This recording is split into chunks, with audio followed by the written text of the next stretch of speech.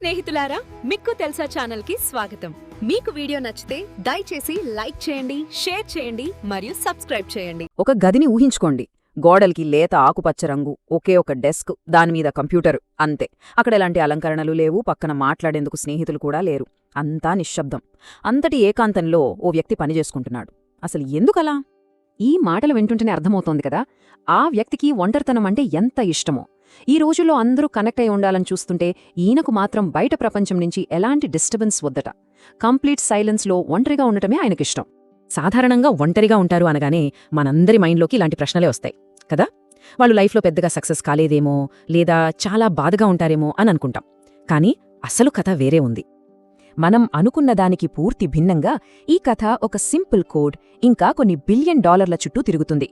ఇది మన ఆలోచన విధానాన్ని పూర్తిగా మార్చేయచ్చు. ఇంతకీ ఆ మిస్టరీ వ్యక్తి మరెవరో కాదు, ఆయనే లైనస్ టోర్వాల్డ్స్. ఈయనే ప్రపంచవ్యాప్తంగా ఫేమస్ అయిన లైనక్స్ సాఫ్ట్వేర్ని క్రియేట్ చేసింది. ఇక్కడ ఇంట్రెస్టింగ్ విషయమేంటంటే, ఆయన దీన్ని డబ్బు కోసం చేయలేదు. కేవలం తన ప్రోగ్రామింగ్ పిచ్చిని తీర్చుకోవడానికి ఒక పర్సనల్ ప్రాజెక్ట్లా స్టార్ట్ చేశారంతే. అయితే అతని పని వల్ల వచ్చిన ఫైనాన్షియల్ ఇంపాక్ట్ తెలిస్తే నిజంగా షాక్ అవుతాం. లైనక్స్ మీద బేస్ అయిన ఆండ్రాయిడ్ ఆపరేటింగ్ సిస్టమ్ ద్వారా గూగుల్ సంపాదించిన ఆదాయమిది. అక్షరాల $31 బిలియన్. ఇదంతా ఆయన కేవలం తన ప్యాషన్తో చేసిన పని నుంచే వచ్చింది. ఇక్కడ మనం గమనించాల్సిన విషయమేంటంటే, ఆయన దీని గురించి అస్సలు బాధపడట్లేదు. పైగా చాలా హ్యాపీగా ఫీల్ అవుతున్నాడు. ఒంటరిగా ఉండేవాళ్లు సంతోషంగా ఉండరనే మన అభిప్రాయాన్ని ఇది పూర్తిగా మార్చేస్తుంది కదూ. సరే, ఇది కేవలం ఒక్కరి కథ అనుకుంటే పొరపాటే. ప్రపంచ ప్రఖ్యాతిగాంచిన పియానిస్ట్ గ్లెన్ గౌల్డ్ కూడా దాదాపు ఇలాంటి దారినే ఎంచుకున్నారు. ఆయన కథ కూడా మనల్ని ఆశ్చర్యపరుస్తుంది. గోల్డ్ కెరియర్ చాలా విచిత్రంగా ఉంటుంది.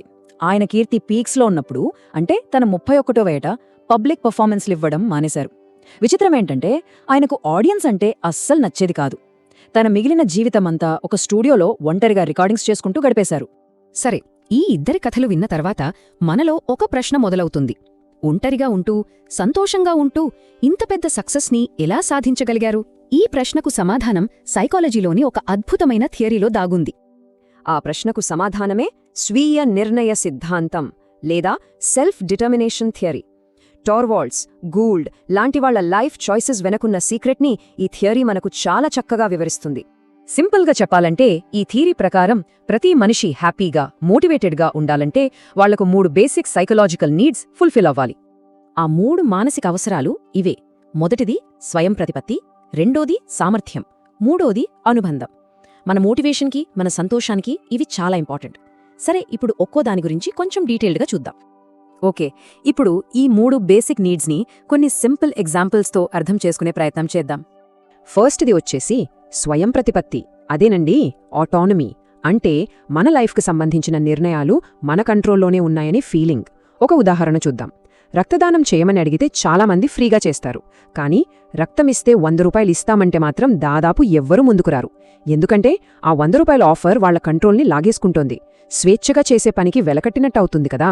ఇక రెండోది సామర్థ్యం, అంటే కాంపిటెన్స్. అంటే మనం ఏదైనా పనిలో ఇంప్రూవ్ అవుతున్నామనే ఫీలింగ్. లైఫ్లో వచ్చే ఛాలెంజెస్ని డీల్ చేయగలమనే కాన్ఫిడెన్స్. ఫర్ ఎగ్జాంపుల్, ఏదైనా కష్టమైన పనిని వాయిదా వెయ్యకుండా ధైర్యంగా మొదలుపెట్టామనుకోండి, ఆ చిన్న గెలుపు మనకు చాలా సంతృప్తినిస్తుంది. అదే ఈ సామర్థ్యం అనే నీడ్ని ఫుల్ఫిల్ చేస్తుంది. ఫైనల్గా మూడోది అనుబంధం, అంటే కనెక్షన్. మనకంటూ మన వాళ్ళు ఉన్నారని ఒక సెక్యూరిటీ ఫీలింగ్. దీనర్థం రోజంతా మాట్లాడుతూ ఉండాలని కాదు. మన బెస్ట్ ఫ్రెండ్కి వచ్చిన మెసేజ్ పంపి వాళ్ల నుంచి రిప్లై వచ్చినప్పుడు కూడా మనకు ఆ కనెక్షన్ ఫీల్ వస్తుంది. ఆ బంధం మనకు భరోసానిస్తుంది. సరే, ఈ 3 అవసరాలకి ఒంటరితనానికున్న లింక్ ఏంటో ఇప్పుడు చూద్దాం. ఎందుకంటే ఒంటరిగా ఉండటంలోనే ఒక కీలకమైన తేడా ఉంది. అదే ఏకాంతం యొక్క అసలు పవర్ని డిసైడ్ చేస్తుంది. అసలు ఒంటరిగా ఉండడంలోనే 2 రకాలున్నాయన్నమాట. మొదటిది మనం ఇష్టపడి ఎంచుకున్న ఏకాంతం. ఇది మన స్వయం ప్రతిపత్తికి ఒక గుర్తు. టోర్వాల్డ్స్ కోడింగ్ చేసినప్పుడు, గౌల్డ్ పియానో ప్రాక్టీస్ చేసినప్పుడు వాళ్ళిద్దరూ తమ సామర్థ్యాన్ని పెంచుకున్నారు. ఇలాంటి ఏకాంతం ఎదుగుదలకు ఒక టూల్లాగా పనిచేస్తుంది. రెండోది మన మీద బలవంతంగా రుద్దిన ఒంటరితనం. ఇది స్ట్రెస్కి, కోపానికి కారణమై మన మెంటల్ హెల్త్కి హాని చేస్తుంది. సో ఫైనల్గా మనం అర్థం చేసుకోవాల్సింది ఏంటంటే, ఏకాంతాన్ని ఇష్టపడటం అనేది ఒక లోపం కాదు. నిజానికి అది మన స్వయం ప్రతిపత్తి, సామర్థ్యం లాంటి బేసిక్ నీడ్స్ని తీర్చుకోవడానికి ఒక పవర్ఫుల్ స్ట్రాటజీ కావచ్చు. ముఖ్యంగా ఆ ఏకాంతాన్ని మనమే ఎంచుకున్నప్పుడు అది మనకు చాలా మేలు చేస్తుంది. ఇక మంచి బంధాలకు రోజూ కలవాల్సిన పని లేదు. ఆ కనెక్షన్ ఫీల్ అయితే చాలు. చివరగా ఒక్కసారి ఈ కాన్సెప్ట్ని మన లైఫ్కి అప్లై చేసుకుని ఆలోచిద్దాం. మన జీవితంలో స్వయం ప్రతిపత్తి, సామర్థ్యం, అనుబంధం ఈ 3 ప్రాథమిక అవసరాలను మనం ఎలా తీర్చుకుంటున్నాం? ఈ జర్నీలో ఏకాంతం మనకు హెల్ప్ చేస్తుందా లేక అడ్డుపడుతోందా?